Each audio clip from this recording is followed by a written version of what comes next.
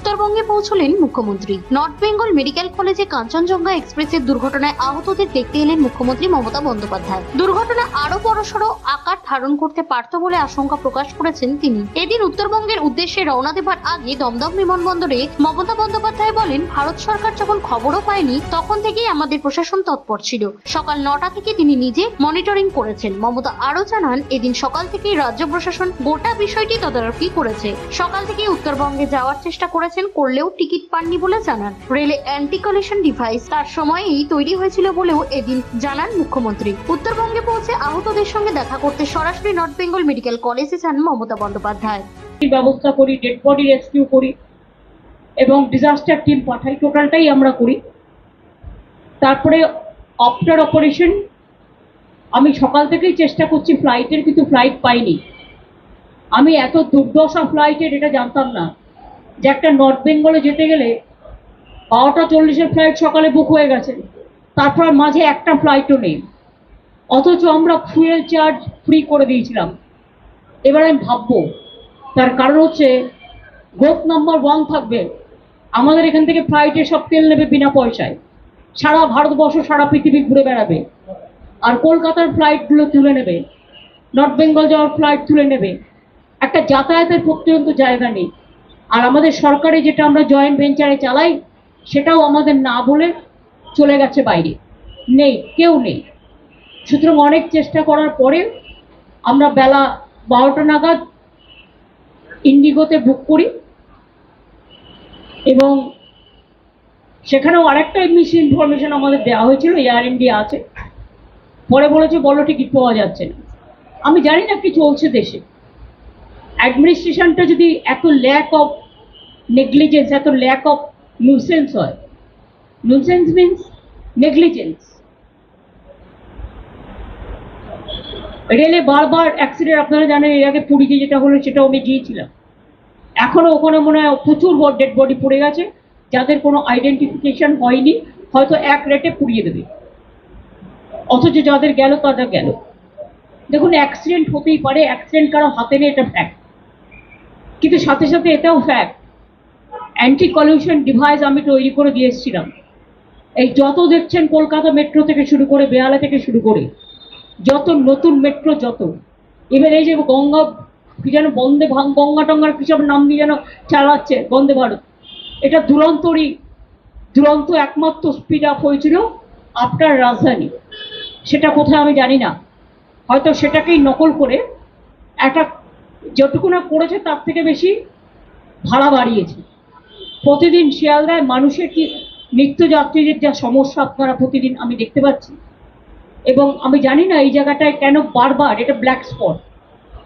তার কারণ হচ্ছে এর আগেও গাইসাল ইনসিডেন্ট হয়েছিল, যেটা মনে রাখবেন, ওর থেকে একটু দূরে চোপড়ার কাছে বর্ডারে ফাঁসি দেওয়াতে আজকে যেটা হয়েছে অ্যাক্সিডেন্ট, এটা আরো মারাত্মক হতে পারত। একটা ট্রেন এসে যখন আর একটা ট্রেনকে ধাক্কা মারে তখন ঠিক থাকে না, একটা বডি কোলাপস হবে না 10টা কোচ, ইট ডিপেন্ডস অন। সুতরাং তাও 70-80 জন আহত, এখনো 20 জন ক্রিটিক্যাল আছে। আমি যেহেতু কোনো যাতায়াতের ব্যবস্থা ছিল না, চেষ্টা করা সত্ত্বেও, সেই জন্য দেরি হলো, কিন্তু আমি অপারেশনটা টোটাল করে দিয়েছি। আমি এখান থেকে নর্থ বেঙ্গল মেডিকেল কলেজে যাব।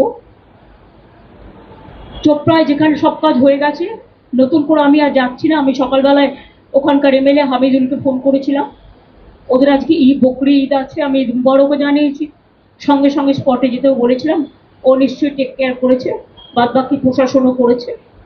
আমি নর্থ বেঙ্গল মেডিকেল কলেজটা করব, করে আমি তারপরে রাতে আমি শিলিগুড়িতে নিশ্চয়ই থাকছি না, কারণ আমি একটু কুচবিহার চলে যাবো ডাইরেক্ট, কারণ কালকে আমার দুটো কাজ আছে, আমি ওটা করে তারপরে আবার কাল সন্ধ্যের পরে ফিরে আসবো। এইটুকু প্রোগ্রাম।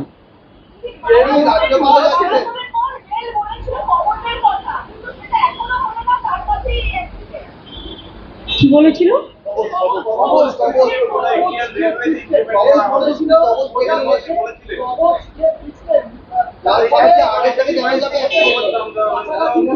এই শুনুন, অ্যান্টি কলিউশন ডিভাইস নামটাই অ্যান্টি কলিউশন ডিভাইস, ওরা কিসের কি নাম দেবে তা আমার দেখার দরকার নেই। অ্যান্টি কলিউশন ডিভাইস আমি যখন রেল মিনিস্টার ছিলাম তখন করেছিলাম, এবং এর জন্য আমি কোঙ্কণ রেলওয়েকে কাজে লাগিয়েছিলাম। মুম্বাইতে, গোয়াতে, আমি নিজে মাডগাঁওতে গেছিলাম। সেটা দেখার পরে এটাকে আবিষ্কার করে প্রত্যেকটা ট্রেনে লাগানো হয়েছিল, যদি ড্রাইভারও ঘুমিয়ে পড়ে অ্যালার্ম দেবে, দুটো ট্রেন কাছাকাছি চলে আসলে আটকে দেবে, এরকম নানা রকম সিগন্যালিং সমস্ত। সুতরাং ওরা ওদের ভাষায় প্রত্যেকটা জিনিস, ভাতটাকে এখন কেউ ভাত বলবে, কেউ রাইস বলবে, কেউ চাল বলবে, কেউ আবার আরো কিছু নতুন ভাষা যুক্ত করতে পারে, সেটা তার নিজের ব্যাপার। বল আগে মানুষের রক্ষা কবচ, তারপরে এই সমস্ত নানা রকম কথা বলবেন। রেলে একটা শ্রী ছিল, আজকে তো আমি অনেককে শুনেছি এই সমস্ত নানা রকম কথা বলবেন। রেলে একটা শ্রী ছিল, আজকে তো আমি অনেককে শুনেছি, এটা ক্রিটিসিজম নয়, এটা একান্তই প্যাসেঞ্জার অ্যামিনিটিস এত কমে গেছে যে যাত্রী নাইট জার্নি করে, এমনকি যেগুলো স্লিপার কোচ, এমন বিছানা দেওয়া হয় শুতে, তাতে নানা রকম ডার্টি থিংস থাকে, বাথরুমগুলো পর্যন্ত ক্লিয়ার করা হয় না। Food quality also became very bad. আর এখন আর বলবো রেল ডিপার্টমেন্টও নেই, ওই ডিপার্টমেন্ট মানে ইয়াও হয় ওয়াও হয়। এখন তো আর রেলে বাজেট নিয়ে উঠিয়ে দিয়েছে, রেল মিনিস্ট্রিটা আছে, কিন্তু রেলের সেই আগের যে মাধুর্য সেটাকে নষ্ট করে দিয়েছে। সুতরাং rail have become totally parentless. Only you can see railway at the time of inauguration. So many talking points and so many beautification of words, and just like it's a fashion, but they don't take care about the passenger amenity. I'm sorry, I worked as a railway worker, so I know the things.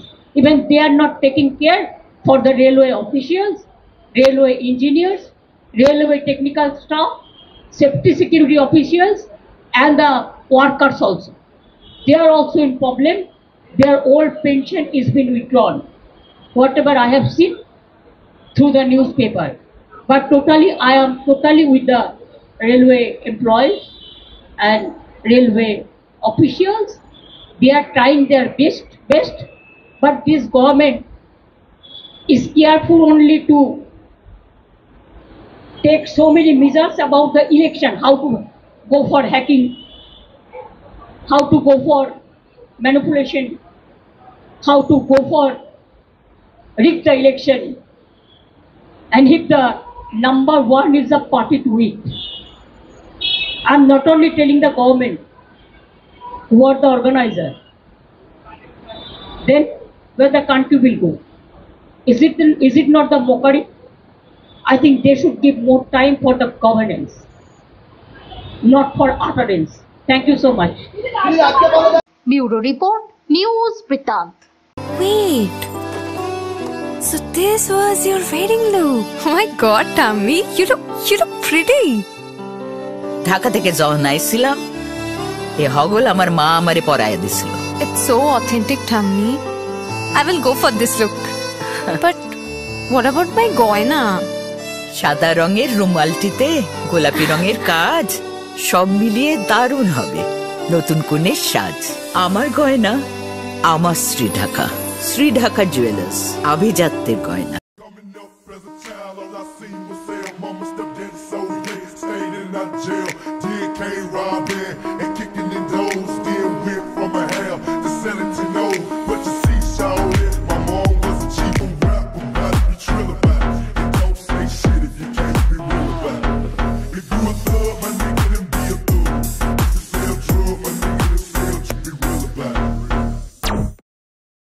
সব মাই চায় মেয়েকে রাজরানীর মতন সাজাতে, সাজিয়ে তুলতে চায় সোনার গয়নায়।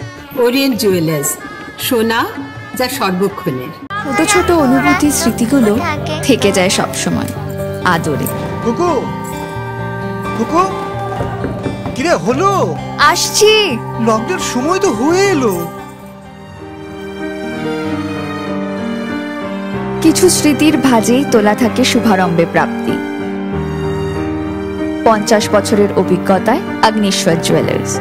নিখুঁত গয়নার কারিগরি। Agneshwar jewellers, NS road, Raiganj.